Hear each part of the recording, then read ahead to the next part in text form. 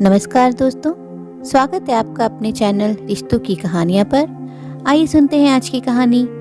दीदी, काश आपने ऐसा ना किया होता। सांची जितनी कोशिश कर सकती थी उतना जल्दी जल्दी अपने कदम बढ़ाते हुए घर की तरफ जा रही थी। शाम के 7 बज चुके थे। अभी तो उसे सब्जियां भी खरीदना था। घर पर आज के खाने के लिए सब्जी कुछ भी नहीं थी, ऊपर से घर जाकर खाना भी बनाना था। खैर, जैसे तैसे अपनी खरीदारी करके वो लंगड़ाते पैरों से घर पहुंची। अभी घर में अपने कदम रखे ही थे कि सामने सोफे पर ननद सुमन को देखकर उसका पूरा मूड ऑफ हो गया। मन नफरत से भर उठा। आज ये क्या लेने आई है यहाँ पर? सीधा यही सवाल दिमाग में कौंधा। तभी सासू माँ शारदा जी की तरफ ध्यान गया। उन्होंने इशारे से उसे फटाफट खाना बनाने को कहा। सांची ने ना कोई नमस्ते की ना और कुछ, सीधा अपने कमरे में चली गई। ये देखकर सुमन उसे देखती रह गई। फिर उसने शारदा जी की तरफ देखा और शिकायत करने लगी। मम्मी, आपके घर में क्या मेरी यही इज्जत है जो आपकी बहू मुझे नमस्ते तक नहीं करके गई? आपके घर में मेहमानों का इसी तरह से स्वागत होता है? पर शारदा जी ने सुमन को उसे नजरअंदाज करने को कहा। कमरे में जाकर सांची ने अपना बैग रखा, कपड़े चेंज किए और सब्जियां लेकर रसोई में आ गई। पर दिमाग में अभी भी यही चल रहा था कि आखिर सुमन लेने क्या आई है।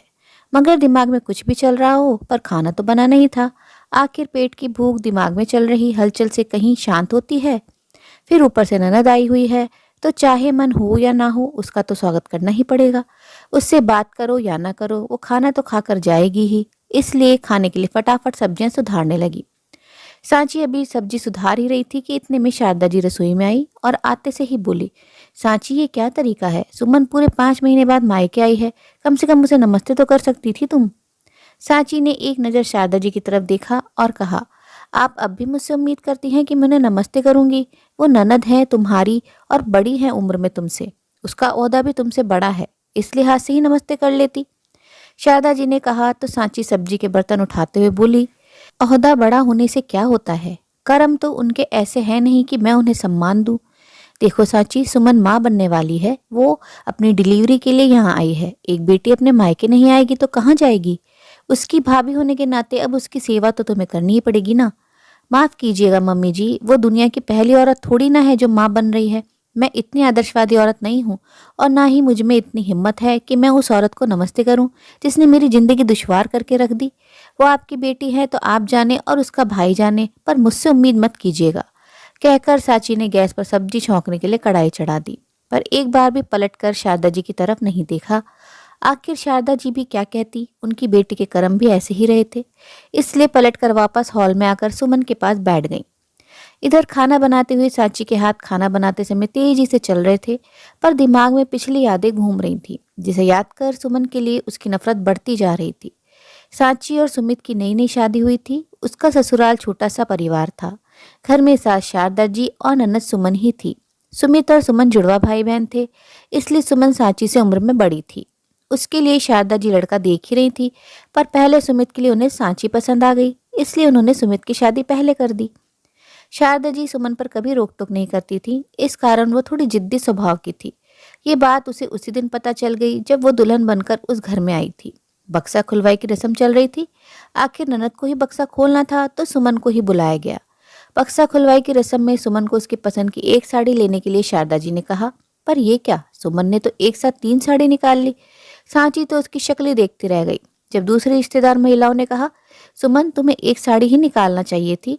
बेटा, ये तो तुम्हारी भाभी की साड़ियां हैं, उसके मम्मी पापा ने उसे कितने प्यार से दी होंगी। अरे तो क्या हो गया, भाभी तो मेरी ही है, इतना तो हक मेरा भी है। तभी सुमन की मामी बोली, बेटा हक तो एक साड़ी का ही था, तुमने तो 2 और जबरदस्ती उठा ली। तो मुझे पसंद आई तो मैंने ले ली, और मुझे अगर ये साड़ियाँ नहीं मिली तो मैं भाभी को भी इन्हें पहनने नहीं दूंगी। आखिर सुमन जिद पर आ गई तो शारदा जी ने कहा, अरे कोई बात नहीं, ये साड़ियाँ सुमन पहने सांची पहने, बात तो एक ही है, इतना क्यों बवाल मचा रहे हो? जा सुमन, फटाफट से साड़ियाँ ले जाकर अपने कमरे में रख दे।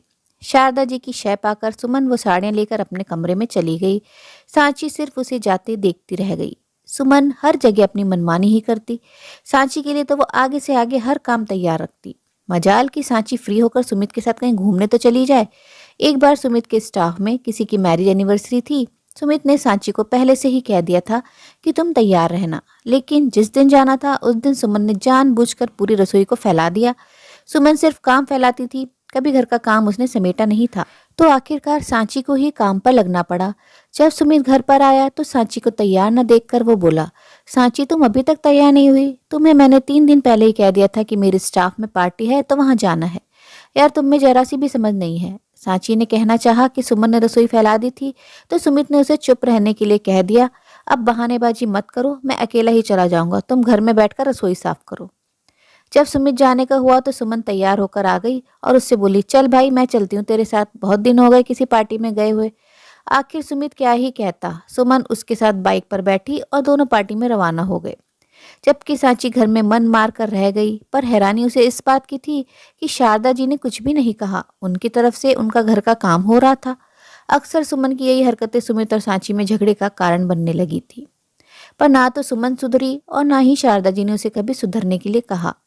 कुछ दिनों बाद पता चला कि सांची मां बनने वाली है। उसके और सुमित के लिए बड़ी खुशी के पल थे। खुशी की बात तो शारदा जी और सुमन के लिए भी थी, लेकिन घर के कामों में सांची को फिर भी कोई मदद नहीं थी। उस दिन सांची को चेकअप के लिए अस्पताल जाना था।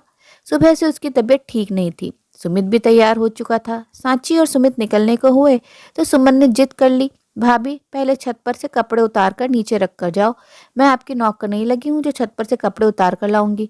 सुमन की बात सुनकर सुमित ने कहा, सुमन ये काम तो तुम भी कर सकती हो, देख नहीं रही हो उसकी तबीयत खराब है। अरे वाह, आज तो बीवी के लिए मुझसे लड़ने को तैयार हो गया। तबीयत को इतनी भी खराब नहीं है कि छत पर जाकर कपड़े भी नहीं ला सकती। और वैसे भी तुम्हारी पत्नी इस घर की बहू है, ये उसकी जिम्मेदारी है। तुझे बोलना अपना मूड खराब करने के बराबर है। मैं खुद ही जाकर ऊपर से कपड़े ले आऊंगा। हाँ हाँ, अब बीवी के सामने पानी ही तो भरेगा तू, जोरू का गुलाम जो ठहरा। उसकी बात सुनकर सुमित तमाता हुआ छत पर कपड़े लेने चला गया। ये देखकर शारदा जी बोली, सांची इतनी देर में तो तुम खुद कपड़े उतार कर ले भी आती।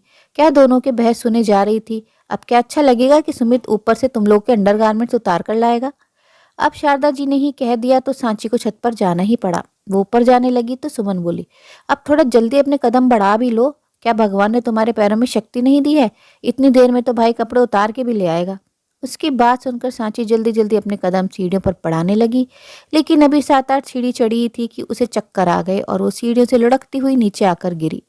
नीचे गिरते ही वो बेहोश हो गई। अचानक हुए इस हादसे से सब लोग हैरान रह गए। आनन फानन में सांची को हॉस्पिटल एडमिट करवाया गया। उसका मिस कैरेज हो चुका था। यहाँ तक कि सीढ़ियों से गिरने के कारण उसका एक पैर बहुत ज्यादा चोटिल भी हो गया था। आज तक इस कारण से अपने उस पैर पर वो पूरी तरह से खड़ी भी नहीं हो पाई। उस दिन की टीस आज भी सांची के मन में थी। इस कारण वो सुमन को माफ भी नहीं कर पाई। हालांकि सुमन की शादी हो गई, वो अपने ससुराल चली गई, लेकिन सांची ने अपने आप को सुमन से दूर ही रखा। वो सुमन से बात भी नहीं करती। शादी के समय भी उसका सारा काम सुमित और शारदा जी ने ही किया था। सांची ने सुमन के किसी काम को हाथ भी नहीं लगाया। खैर सांची ने खाना तो बना दिया और अपने कमरे में आ गई। शारदा जी जानती थी कि सांची खाना नहीं परोसेगी, इसलिए वो खुद उठी, अपना और सुमन का खाना लेकर बाहर आ गई। शारदा जी को खाना लाते देखकर सुमन गुस्सा हो गई और चिल्लाते हुए बोली, ऐसा क्या ईगो लेकर बैठी हुई है कि खाना भी नहीं परोस सकती है? बेटा मैं खाना परोस तो रही हूँ, फिर क्यों बातें बना रही है? तुझे तो खाने से मतलब होना चाहिए। शारदा जी सुमन को समझाते हुए बोली, अरे ऐसे कैसे, मैं अपने मायके आई हूँ, इस घर पर मेरा भी उतना हक है जितना उसके पति का है। फिर इतना तमाशा क्यों करना? माता पिता ने इतने भी संस्कार नहीं दिए कि ननद प्रेगनेंसी में आई है तो थोड़ी उसकी सेवा ही कर दे। सुमन ने ये बात इतनी जोर से कही थी कि अंदर सांची को सुनाई दे गई। ये सुनकर वो बाहर निकल कर आ गई। ननद रानी, कभी तुमने मुझे चैन से रहने दिया था जो मुझसे सेवा की उम्मीद कर रही हो? इतना ही सेवा का शौक है तो अपनी माँ और भाई से करवा लो, मुझसे कोई उम्मीद मत करना। शुक्र करो कि मैं रोक नहीं रही किसी को, वरना जिस तरह की तुम्हारी हरकतें रही है ना, माँ के बाद मायका भी नहीं रहेगा। सांची के मुंह से यह बात सुनकर सुमन ने अपनी मम्मी की तरफ देखा। शारदा जी ने हाथ जोड़कर उसे चुप रहने का इशारा किया, पर इतना तो सुमन को समझ में आ गया कि सांची उसकी कोई सेवा नहीं करने वाली, और आखिर ऐसा हुआ भी। सुमन की डिलीवरी मायके में ही हुई, जिसके लिए शारदा जी ने एक काम वाली रख ली। सांची ने तो उसके किसी भी काम को हाथ तक नहीं लगाया। सांची को सुमन के बुरे व्यवहार ने ऐसा बना दिया था जिसकी उसने कभी कल्पना भी नहीं की थी। रिश्ता कोई भी हो, आपसी समझ, सहयोग, स्नेह से पनपता है। भाभी ननद का रिश्ता तो सहेलियों जैसा होना चाहिए, क्योंकि दोनों ही एक दूसरे की स्थिति बखूबी समझ सकती हैं। एक ननद अपने ससुराल में भाभी भी होती है, इसलिए उसको अपनी भाभी से ऐसा दम्भ से भरा व्यवहार करने से पहले सोचना चाहिए कि यदि उसको भी यही व्यवहार कल को अपने ससुराल में मिले तो उसको कैसा लगेगा। यहाँ तो सुमन ने अपनी भाभी को ऐसा दुख दिया था जिसको भूल पाना सांची के लिए असंभव था और उसने अपनी जिंदगी से सुमन का अस्तित्व ही नकार दिया। उम्मीद है दोस्तों रिश्तों की उलझनों को दिखाती ये कहानी पसंद आई होगी। कहानी अच्छी लगी हो तो अपनी राय कमेंट बॉक्स में कमेंट कर जरूर बताएं। आपके अनमोल कमेंट बहुत प्रेरणा देते हैं। कहानी अच्छी लगी हो तो अपने मित्रों प्रियजनों के साथ भी शेयर जरूर करें। दोस्तों आपसे अनुरोध है, अगर आप चैनल पर नए हैं तो ऐसे ही नई नई जीवन से जुड़ी कहानियां सुनते रहने के लिए चैनल को सब्सक्राइब जरूर करें। कहानी अंत तक सुनने के लिए आप सभी का दिल से बहुत बहुत शुक्रिया।